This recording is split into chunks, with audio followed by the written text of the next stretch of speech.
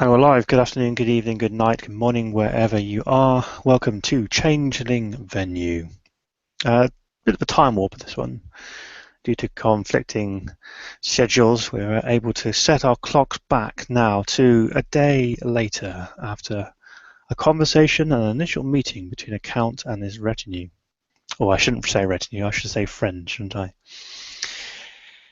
It is the morning after, and after each of the guests of the Count have been given their own room, which has been shaped by their own imagination and their own desires for comfort. We join our scene there now for perhaps an early morning or an early afternoon when Satara emerges from her room and her cocoon-like coziness.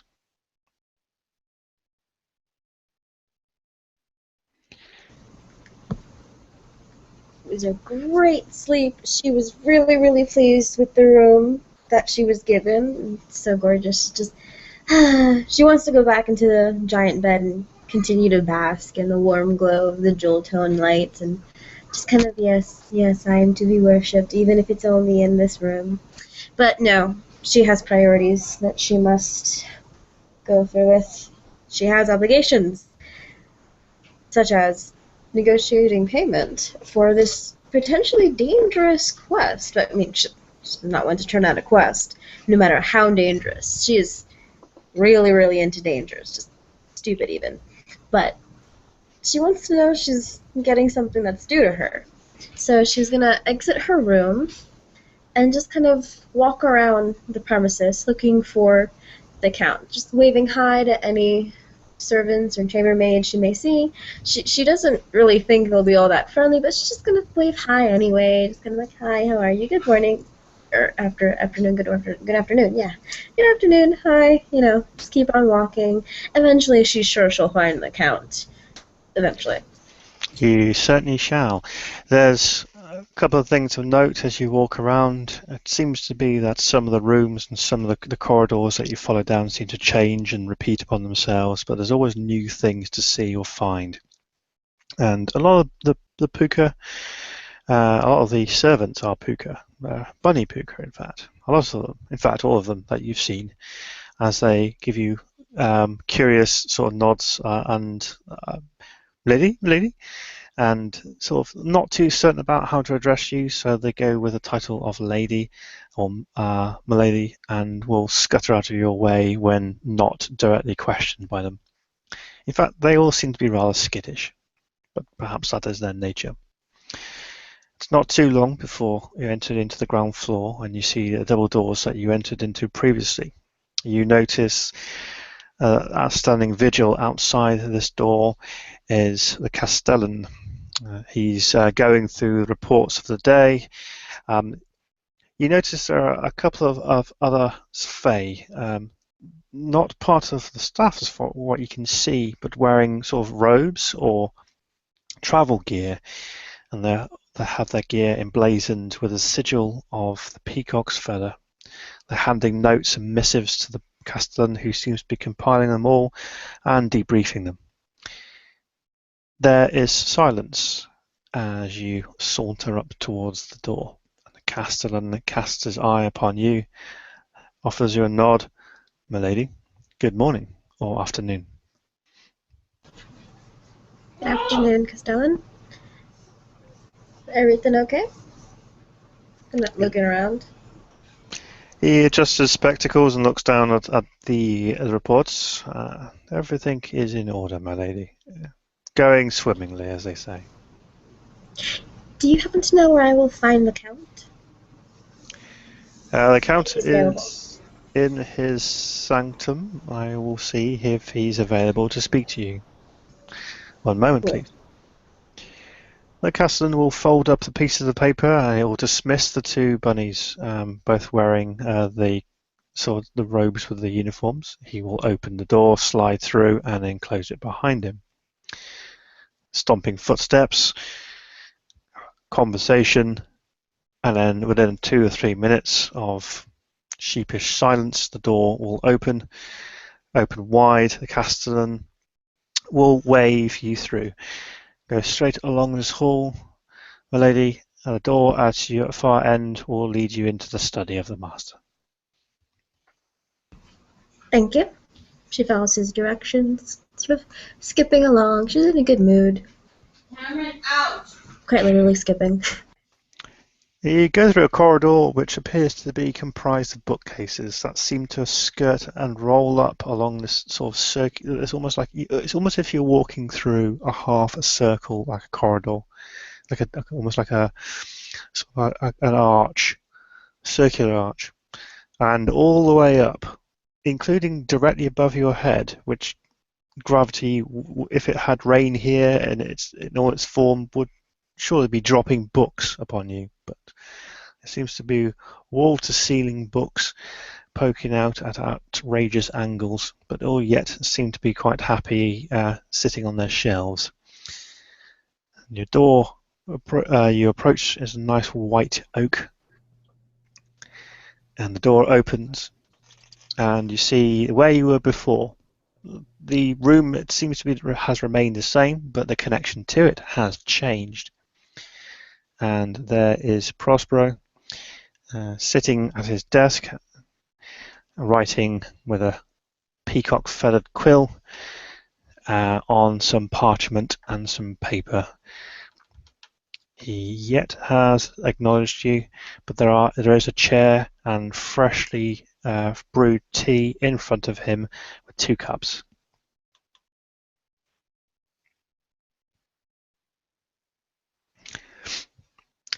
Good morning. Satara's gonna wait. Good morning, Count. In the back of her head, it is morning, right? Yeah, it's morning.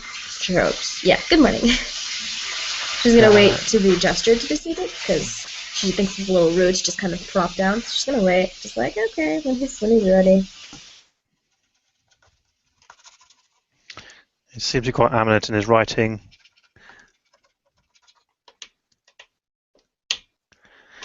Sits back in his chair. Oh, please take a seat.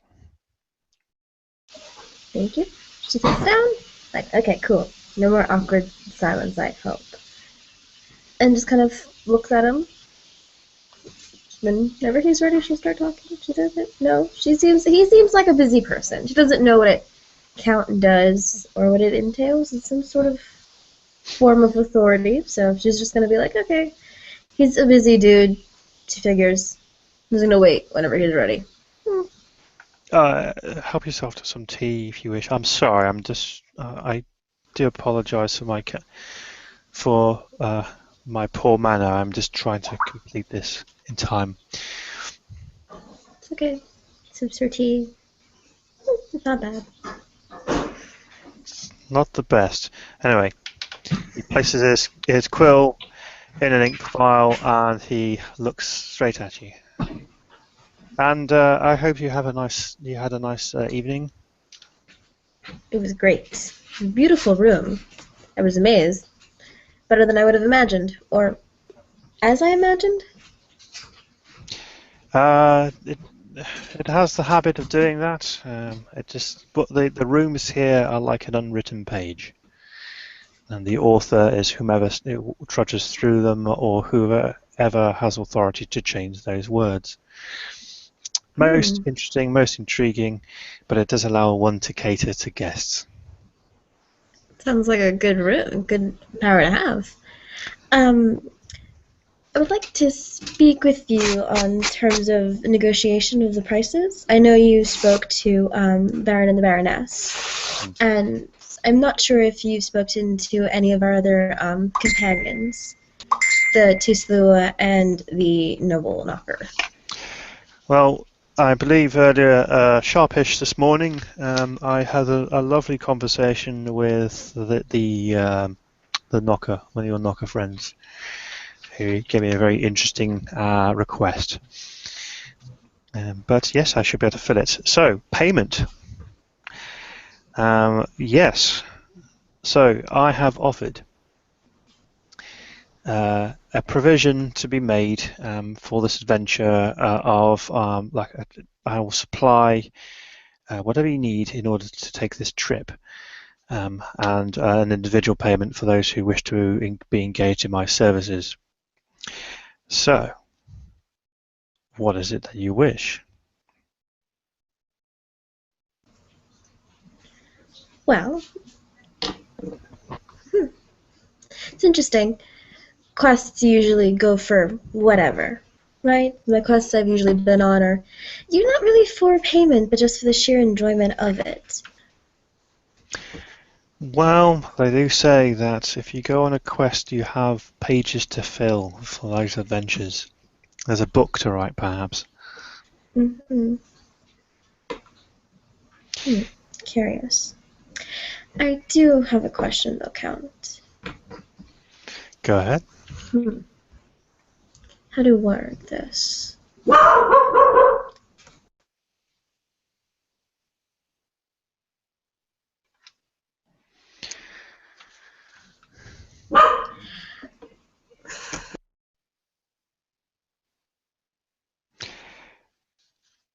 Take your time, my dear. Take your time. I was wondering, what do you know of dross and how you can get it? You're after dross. Well, I have. Just a single bit. Well, I have coins as we as we use to barter and trade, and I have some works of literary art that fetch a high price in the market. Curious. Curious indeed.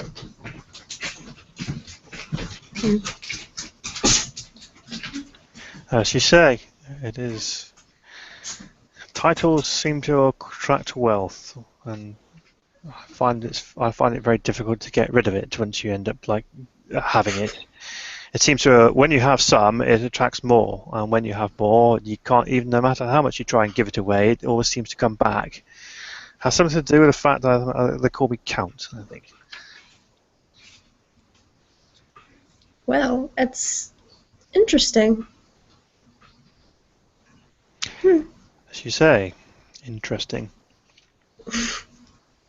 Forgive me for growing up as somewhat moderate means. Wealth for me is, I view it more important if it's non-physical, non-material. That's wealth for me is, connections with people. Physical wealth tends to have very little meaning to me. It seems to be like a means to an end. Just a bit to survive, and afterwards there's more worth it. It does appear to be self-serving, yes. So, for Satara, right? Yes, my name is Satara. What is it that you would request of me in as payment for this quest?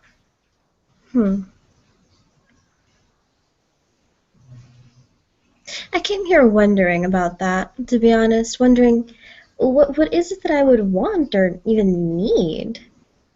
I have so much in my life that is non-physical that I view so important.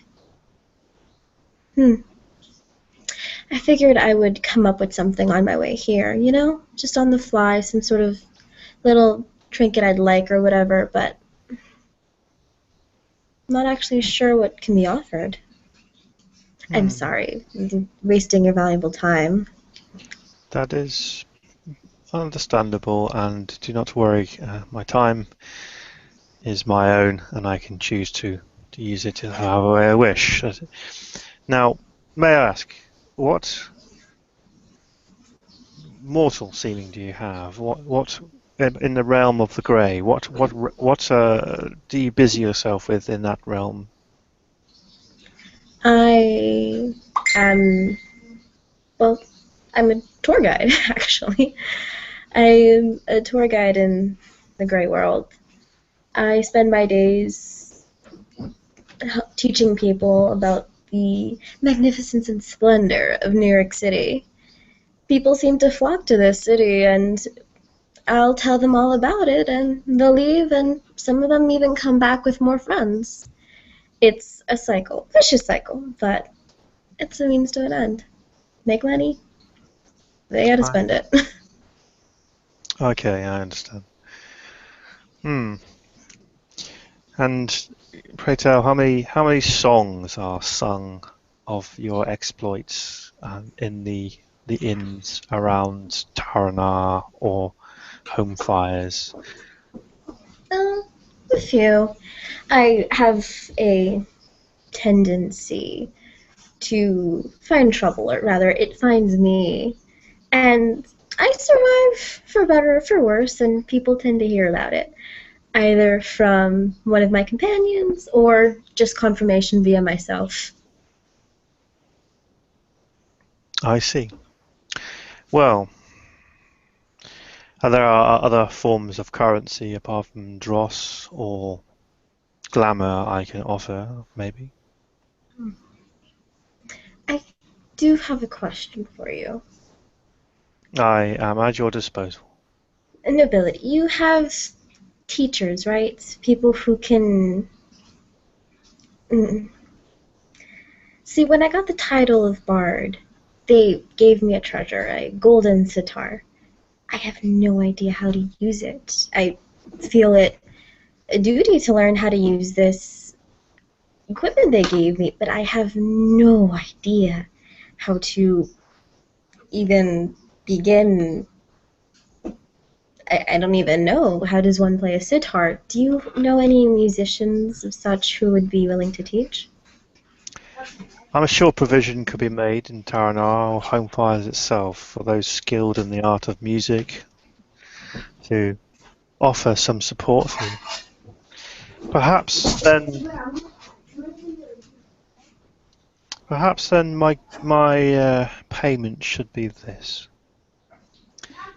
Although I cannot, sadly, produce music and chords and quavers and crotchets are something that I have yet to learn or master in this world.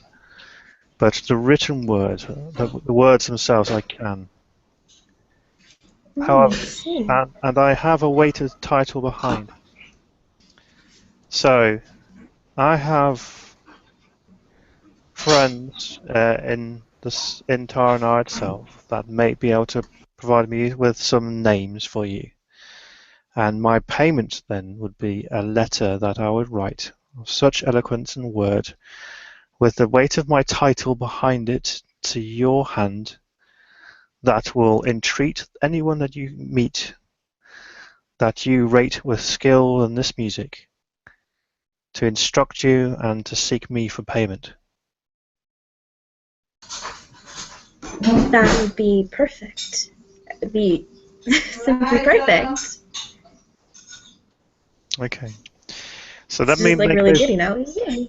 Well, we always, as I said, there are other forms of currency apart from dross or apart from glamour itself. So, how about this then? The conditions of our agreement is thus: you are to form as a party or as an individual, whichever you choose. I can provide a second letter for you or a group of people that you wish to go with. To travel to see Her Royal Highness and deliver a letter and deliver the reply back to me. Initially, I will begin to ask questions in Taranar, and I'll use the power of my station to try and find you a musical master. Upon returning, and you will receive a payment from me, which will be a letter with you named as the bearer, to present to any of the musical masters that I may find or you find yourself on this travels, to teach you to the best of their abilities and to seek me for payment. How does that sound? That sounds grand. Simply grand. Thank you. You're more than welcome. So I shall draw this contract up here. Hmm. He brings the quill back into his hand again. I uh, Okay. Signs it vigorously and then hands a piece of paper to you. It's essentially a piece of paper which has been semi-written, and we shall continue writing on it until the return of the bard. Teaches me for not paying attention.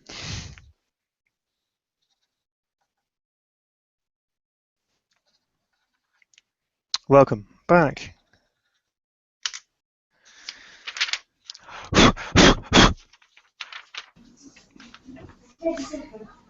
Here is a letter. It is outlined the contract that I've stated.